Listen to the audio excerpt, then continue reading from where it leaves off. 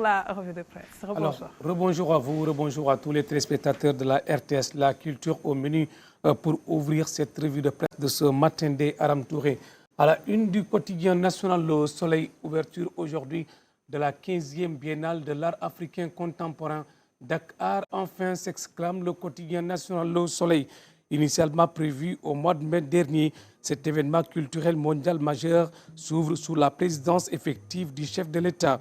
Un budget de 1,8 milliard de francs CFA a été dégagé pour l'événement, une somme à laquelle le secteur privé a contribué à hauteur de 291 millions de francs CFA, selon Khadidjen Gaï, ministre de la Jeunesse, des Sports et de la Culture, cité par Le Soleil. La biennale est prévue du 7 novembre au 7 décembre 2024. Parmi les nouveautés de cette année figurent le design, l'exposition des collectionneurs, The Wake, l'éveil et le thème général. Et d'après Enquête Quotidien, vous le voyez à l'image, en Conseil des ministres, le président Bassirou Diomaye Diakhar Faye a plaidé pour un secteur culturel et touristique fort, nous dit le quotidien Enquête Quotidien. Alors, Ndeye Aram Touré de la culture, nous passons maintenant à la politique avec les échos de la campagne électorale en vue des élections du 17 novembre 2024. Alors, c'est avec Le Soleil qui nous dit à Kaffrine, Barthélémy et compagnie galvanisent leurs troupes. D'après Le Soleil, l'intercoalition Taku Wallou Sénégal, Sam Kadou a mobilisé ses forces mardi soir lors d'un grand rassemblement au stade de El Hadj Babacar Gueye de Kaffrine. Les leaders ont promis de revitaliser le secteur arachidier, tandis que Amadouba, vous le voyez, et le duo Thierno Alassane Sall Abdoul Mbaye drague, tandis que plutôt Amadouba et le duo Thierno Alassane Sall Abdoul Mbaye drague le Sine Saloum, nous dit le quotidien Enquête Quotidien, qui nous dit Amadouba du côté de Karan hier a notamment promis d'améliorer les conditions d'accès à l'eau et à l'électricité pour les populations de cette zone frontalière de la Gambie. De leur côté, Thierno Alassane Sall et son acolyte Abdoul Mbaye étaient à Foundiougne.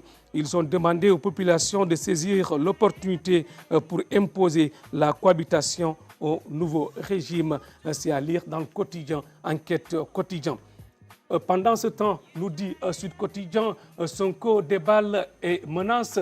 Il parle de surfacturation sur la construction de l'hôpital de Ourossogui et de l'université Souleymane Niang, de corruption d'électeurs. Le journal rapporte que Ousmane Sonko révèle des surfacturations sur la construction de l'hôpital de Ourossogui et de l'université Souleymane Niang, des logements des professeurs construits sur moins de 150 mètres carrés en R+1 ont été facturés à 1,6 milliard de francs CFA. Chacun déplore la tête de liste du parti PASTEF, les Patriotes. Vox Populi également nous parle de la campagne électorale, notamment avec le candidat de la tête de liste du parti, les PASTEF, les Patriotes, traversée du Fouta, Matam, Djoum Podor. Sonko veut mettre la main sur les titres fonciers de Macky Bar à sa une, le quotidien Vox Populi. Alors, il cite Ousmane Sonko, j'ai pu vous garantir que cette année, ce qui souvent faussait le vote, c'est-à-dire le transfert d'électeurs venant de l'autre côté du fleuve, n'aura pas lieu. Selon toujours la tête de liste nationale du parti PASTEF, les Patriotes, le Sénégal va vers les élections les plus transparentes jamais organisées. Longtemps considéré comme le bastion de Macky Sall, le Fouta bascule, vous le voyez, nous dit Yor, le Fouta bascule dans l'escarcelle du PASTEF. Ourossogui, Agnam, Woré-Fondé, Aérelao, Ndioum, Podor, 18 au projet Sénégal 2050. Le président du PASTEF, Sion Le Fouta, continue de drainer des foules, que ce soit à Matam, Randeourou, Ourossogui, Agnam, Ndioum.